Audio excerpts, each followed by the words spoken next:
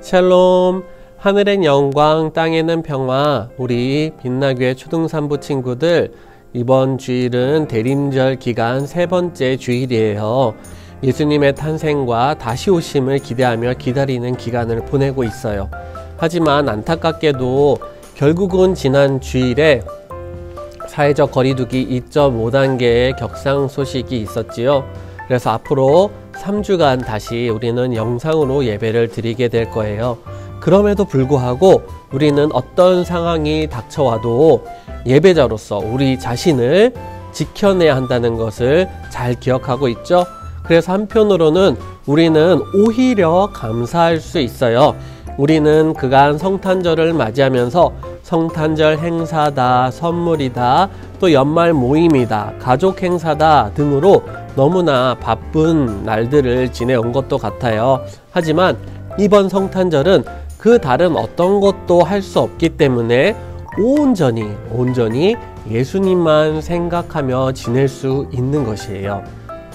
이번 성탄절은 우리 친구들 예수님만 생각하면서 예수님의 태어나심, 그리고 그 예수님의 의미를 더욱더 깊이 생각해보는 시간이 되었으면 좋겠어요. 먼저 오늘 예배는 우리 사도신경을 주님 앞에 고백하면서 주님 앞에 나아가도록 하겠습니다. 다 함께 사도신경을 고백할게요. 나는 전능하신 아버지 하나님 천지의 창조주를 믿습니다. 나는 그의 유일하신 아들 우리 주 예수 그리스도를 믿습니다. 그는 성령으로 잉태되어 동정녀 마리아에게서 나시고 본디오 빌라도에게 고난을 받아 십자가에 못 박혀 죽으시고 장사된 지 사흘 만에 죽은 자 가운데서 다시 살아나셨으며 하늘에 오르시어 전능하신 아버지 하나님 우편에 앉아 계시다가 거기로부터 살아있는 자와 죽은 자를 심판하러 오십니다. 나는 성령을 믿으며 거룩한 공교회와 성도의 교제와 죄를 용서받는 것과 몸의 부활과 영생을 믿습니다. 아멘. 기쁨의 박수며 주의 자비가 내려와 주의 자비가 봄비같이 주의 자비가 내려와 나를 돕네. 그 하늘 주사다 주의 자비가 내려와 주의 자비가 봄비같이 주의 자비가 내려와 나를 돕네. 우리 다시 해요.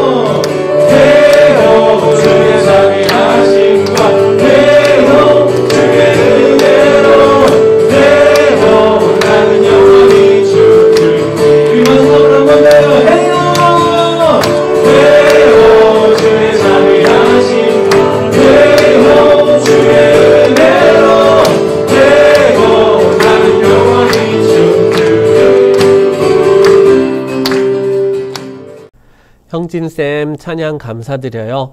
다시 영상으로 찬양을 드리게 되었지만 우리 친구들 그동안도 함께 모이면서 찬양했던 것들이 있기 때문에 그래도 또 이렇게 새롭게 우리 형진쌤과 함께 영상으로 또 만나볼 수 있었던 것 같아요.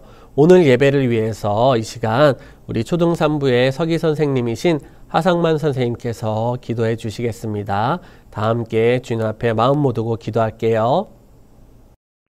여러분은 자유를 주시는 율법을 따라 앞으로 심판을 받을 각오로 말도 그렇게 하고 행동도 그렇게 하십시오. 심판은 자비를 베풀지 않는 사람에게는 무자비합니다. 그러나 자비는 심판을 이깁니다. 사랑과 자비로 우리를 구원하시고 생명의 길로 인도하시는 주님 감사합니다.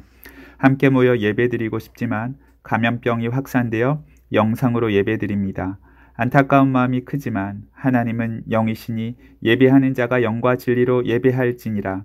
이 말씀으로 우리 친구들 성령을 힘입고 말씀이신 예수님을 의지하여 하나님께서 받으시는 거룩한 예배를 드리게 해주세요. 우리 친구들 건강하고 지혜롭게 해주시고 주의 말씀을 읽고 묵상하고 깨달은 말씀을 실천하는 바른 믿음 주세요.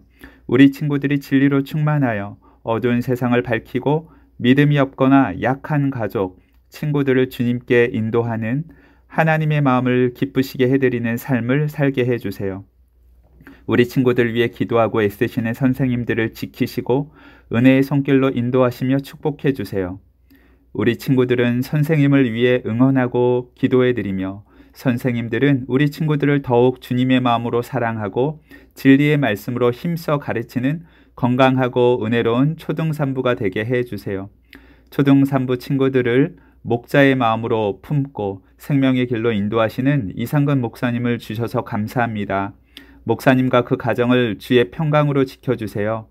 이 시간 생명의 말씀을 들고 우리 앞에 서시는 목사님을 성령 충만한 은혜로 채우시고 담대히 말씀을 전하실 힘 주세요. 우리 친구들은 목사님을 통해 들려오는 말씀이 살아계신 예수님의 음성으로 들려져 말씀에 귀 기울이고 깨달은 말씀을 삶으로 실천하는 바른 믿음 갖게 해주세요.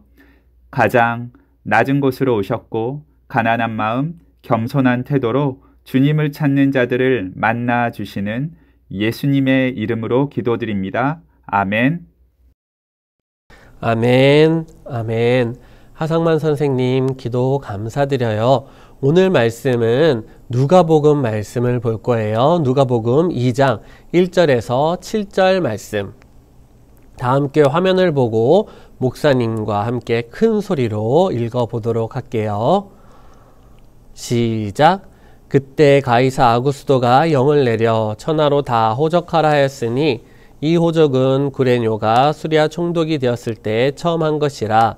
모든 사람이 호적하러 각각 고향으로 돌아가매 요셉도 다윗의 집 족속이므로 갈릴리 나사렛 동네에서 유다를 향하여 베들레헴이라는 다윗의 동네로 그 약혼한 마리아와 함께 호적하러 올라가니 마리아가 이미 잉태하였더라.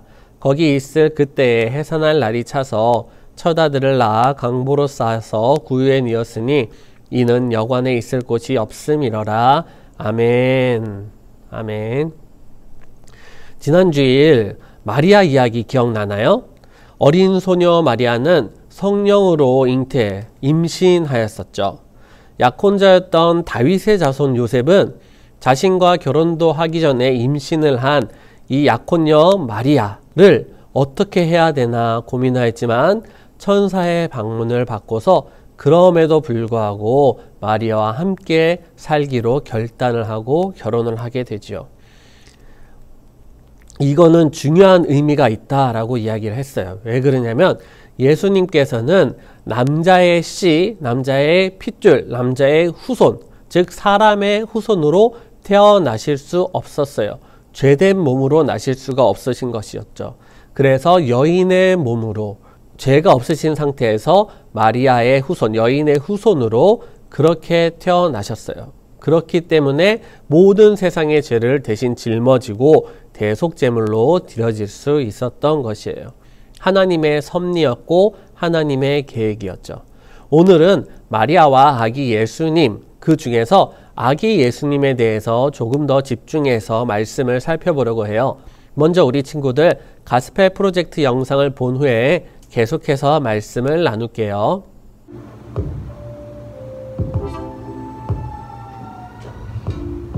마리아가 아기 예수님을 임신했을 때 로마의 통치자인 아우구스투스 황제는 모두 고향에 가서 호적을 등록하라고 명령했어요.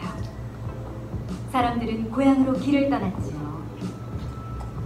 다윗의 후손이었던 요셉은 마리아와 함께 나사렛의 집을 떠나 다윗의 동네인 베들레헴으로 향했어요.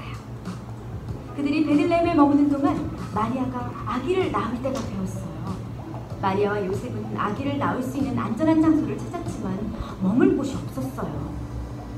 할 수 없이 마리아와 요셉은 가축을 기르는 곳에서 아기 예수님을 낳았어요. 마리아는 아기 예수님을 포근하게 천에 싸서 가축 먹이를 담아두는 구유에 뉘었어요. 한편 근처 들판에서 목자들이 양떼를 지키고 있었어요. 갑자기 하나님의 천사가 나타났어요. 밝은 빛이 목자들을 비추자 그들은 겁이 났어요. 천사가 말했어요. 두려워하지 마라. 내가 큰 기쁨이 될 좋은 소식을 알려주겠다. 오늘 다윗의 동네에서 구주이신 주 그리스도가 태어나셨다. 너희는 천에 쌓여 구유에 누워있는 아기를 볼 것이다. 갑자기 많은 천사가 나타나더니 하나님을 찬양했어요. 지극히 높은 곳에서는 하나님께 영광이요 땅에서는 하나님이 기뻐하신 사람들 중에 평화로다. 목자들은 곧바로 아기 예수님을 찾으러 베들레헴으로 향했어요. 이윽고 마리아와 요셉 그리고 구유에 누인 아기를 발견했어요. 목자들은 사람들에게 가서 아기 예수님에 관해 보고 들은 것을 전했어요. 이 이야기를 들은 사람들은 모두 놀랐어요. 목자들은 하나님을 찬양하며 돌아갔어요. 천사가 말한 대로 모든 일이 이루어졌기 때문이에요. 얼마 후 동방 박사들이 아기 예수님을 찾아왔어요. 그들은 동방에서 한 별을 보았어요. 하나님이 예수님을 이 땅에 보내셨다는 표시였죠. 동방 박사들은 헤로단을 찾아갔어요. 유대 사람의 왕으로 태어나신 분이 어디 계십니까? 우리가 경배하려고 왔습니다. 새로운 왕이라니. 헤롯은 화가 났어요. 가서 샅샅이 뒤져 그 아기를 꼭 찾으라. 헤롯이 말했어요. 그리고 찾거든 내게도 알리라. 나도 가서 경배할 것이다. 그러나 헤롯의 말은 거짓이었어요. 그는 새로운 왕을 경배할 생각이 없었어요. 오히려 죽이고 싶었죠. 예수님을 찾은 동방 박사들은 엎드려 경배했어요. 그들은 아기 예수님께 황금과 유향과 모략을 예물로 드렸어요. 동방 박사들이 돌아갈 즈음 그들은 꿈에서 헤롯에게 돌아가지 말라는 말씀을 들었어요. 그래서 박사들은 다른 길로 돌아갔어요.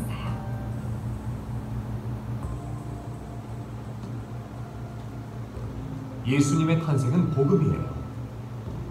예수님은 평범한 아기가 아니었어요. 하나님의 아들이신 예수님은 사람들을 죄에서 구원하고 그들의 왕이 되기 위해 이 땅에 오셨어요. 우리 친구들 먼저 사진 하나 볼게요. 지난 주일에 목사님이 지도 그림을 하나 보여주었었어요. 바로 이 그림인데요. 마리아가 친척 엘리사벳의 임신 소식을 듣고 갈릴리 나사렛 동네에서 저 멀리 남쪽 예루살렘 근처 서쪽의 아인켈렘이라는 동네로 찾아갔다고 했어요. 바로 옆 동네가 아니고 서울 대전 거리 정도가 되는 150km의 상당히 먼 거리의 여정을 여행했었던 것이었죠. 그런데 오늘 말씀에서는 이제 그 전에 혼자 가볍게 편하게 여행했던 그 이전과 달리 만삭의 몸으로 또 남편과 함께 여행을 하게 돼요. 바로 이 베들레헴이라는 곳이 예루살렘 근처였거든요. 즉 갈릴리 나사렛에서 아인켈렘이 아니라 예루살렘 남쪽 동네의 베들레헴까지 여행을 가야 됐던 것이었어요. 그 이유는 우리 친구들 영상에서 보았듯이 하필 로마 황제 가이사 아구스도, 즉 카이사르 아우구스투스 황제가 온 나라에 호적 등록을 하도록 명령을 내렸기 때문이에요. 호적 등록은 뭐죠? 자신의 고향에 가서 자신의 집안 사람들 그 가문의 이름, 계보를 정확하게 다시 실제 인물들이 가서 기록하다라는 것이었어요. 그런데 놀랍게도 이 일은 하나님께서 미리 구약 성경의 선지자들을 통해서 예언하신 것을 이루어지게 되는 그런 일이 되어요. 메시아가 베들레헴에서 태어날 것이다 라고 예언되었었거든요. 세상의 권력자들은 자신의 뜻대로 세상을 쥐고 펴고 하려고 하지만 또 그 가운데 사람이 다 알지 못하는 하나님의 섭리와 하나님의 계획하심이 역사하게 되어 있거든요. 미가서 말씀을 함께 읽어볼게요. 베들레헴 에브라다야, 너는 유다 족속 중에 작을지라도 이스라엘을 다스릴 자가 내게서 내게로 나올 것이라. 그의 근본은 상고에 영원에 있느니라. 놀랍지 않나요? 오늘날도 마찬가지예요. 세상의 법과 정권들은 그때그때 자신의 권력과 또 정치, 정당을 위해서 일을 하지만 우리가 다 알지 못하고 세상이 다 알지 못하는 상황 속에서 하나님은 그 모든 일들 깊은 곳에서 역사하시고 일하고 계신다라는 것이에요. 이것을 우리는 믿어야 돼요. 하나님의 나라는, 하나님의 뜻은 세상의 그 어떤 권력과 권세도 어떻게 할 수 없다는 것이에요. 그렇게 하나님의 뜻은 하나님께서 친히 이뤄나가고 계세요. 우리들이 하나님의 뜻 가운데 하나님과 함께 살아간다면 그것은 진정한 삶의 의미이자 기쁨이자 행복이 될 수 있는 것이에요. 그런데 오늘 그렇게 하나님의 뜻 가운데 살아가고 있는 요셉과 마리아 그리고 갓난 아기 예수님은 어떤 상황에 처해 있는가?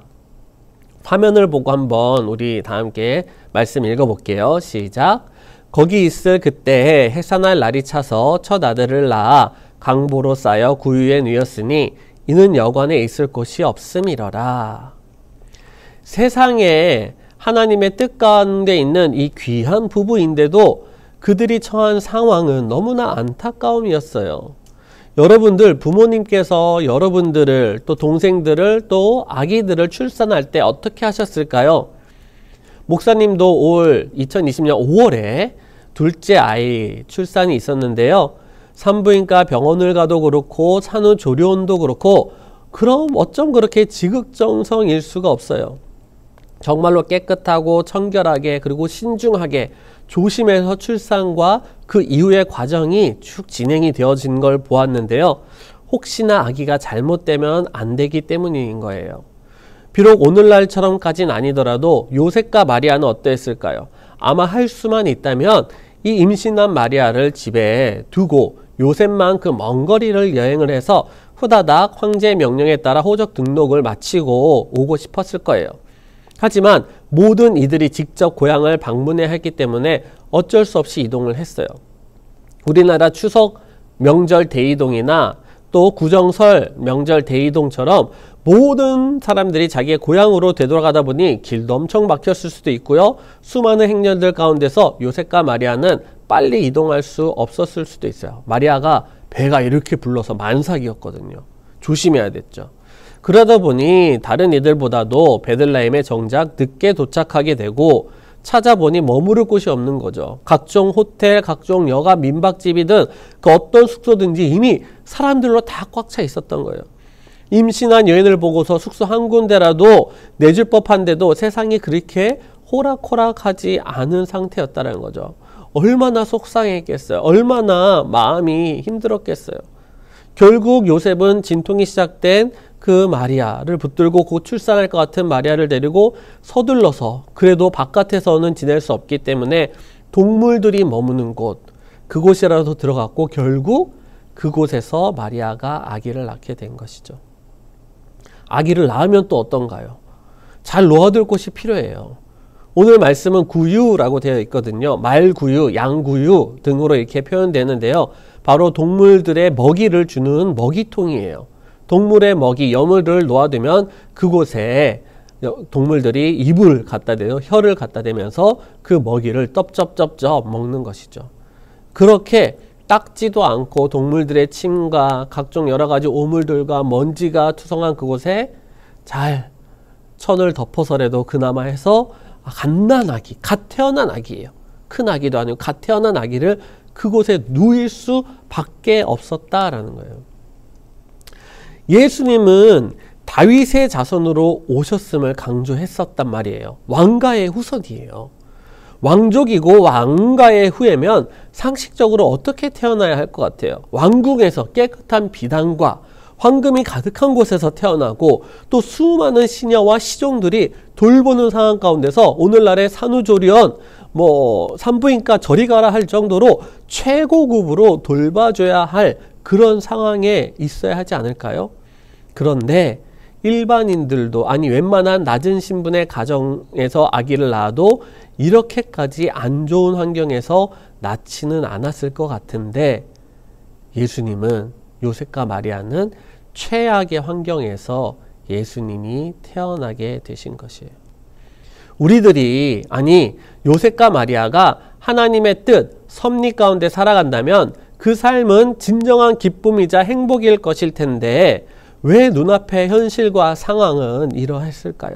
왜 정반대처럼 보여질까요? 예수님은 왕족으로 태어나셨는데 실제 상황은 어떻게 이렇게 천하고 천하는 낮고도 낮은 이 자리에서 태어나게 된 것일까요? 이 정반대처럼 보이는 이 상황 속에서 이것이 바로 오히려 우리들 가운데 복음이자 좋은 소식이 될 수 있다는 것이 기적이에요.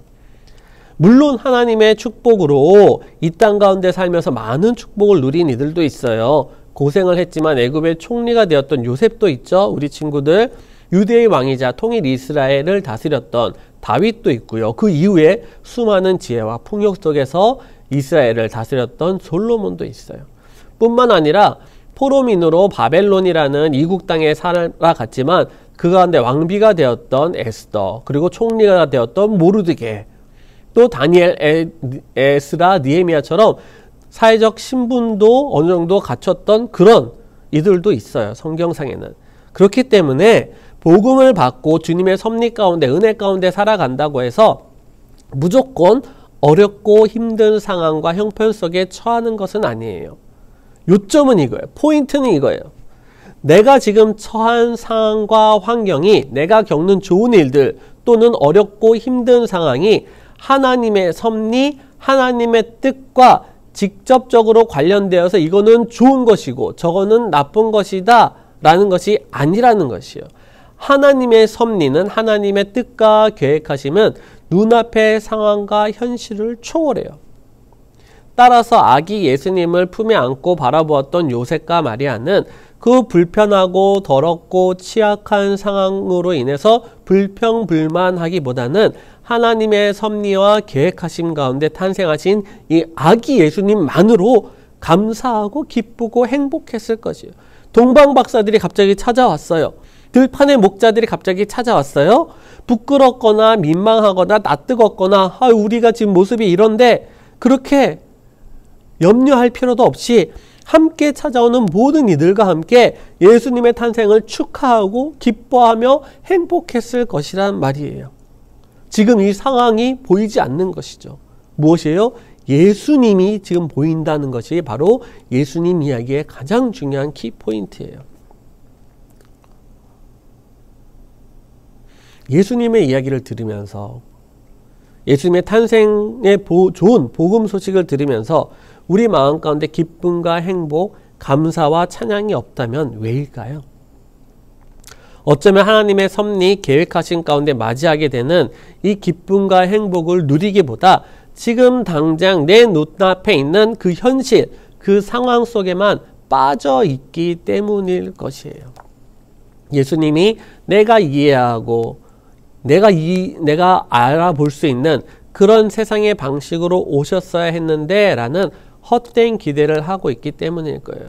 지금 나의 상황이, 지금 우리 가정의 상황이, 우리 엄마 아빠가 이랬었어야 되는데 라는 나의 기대만 가지고 지금 내 현실을, 내가 처한 상황을 바라보고 있기 때문에 그래요.